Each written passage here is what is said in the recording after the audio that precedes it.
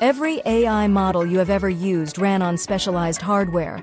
Not a regular computer processor, but a chip designed from the ground up to handle one specific type of mathematical operation at enormous scale. Understanding the difference between the two dominant chip types, GPUs and TPUs, is the fastest way to understand why AI costs what it does and why certain hardware choices define entire organizational strategies. A GPU, or graphics processing unit, was originally built to render video game graphics. It turns out that rendering graphics and training neural networks share a fundamental requirement: the ability to perform thousands of simple mathematical operations simultaneously.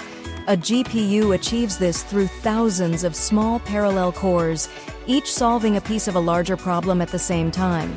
That architecture, called parallel processing, made GPUs the default hardware for AI research and remains the reason NVIDIA's H100 and Blackwell chips dominate AI infrastructure today.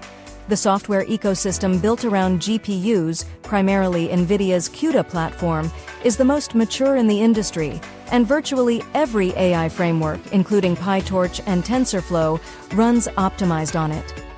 A TPU, or Tensor Processing Unit, is a chip Google designed specifically for AI math.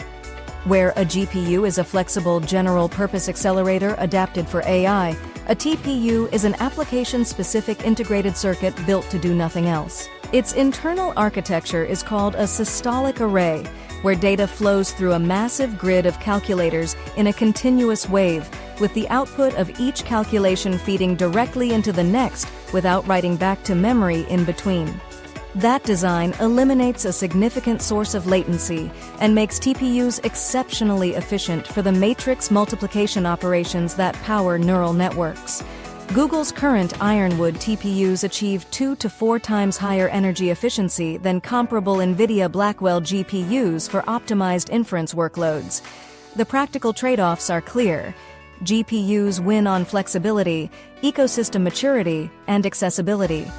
You can run any major framework on a GPU, find documentation for virtually any task, and access GPUs across every major cloud provider and on local hardware. TPUs win on efficiency and cost per operation at scale, but only inside Google Cloud and only when your workload runs on JAX or optimized TensorFlow. Moving a model from GPU to TPU requires rewriting optimized code, which carries real engineering cost. The hardware landscape in 2026 has also expanded beyond these two.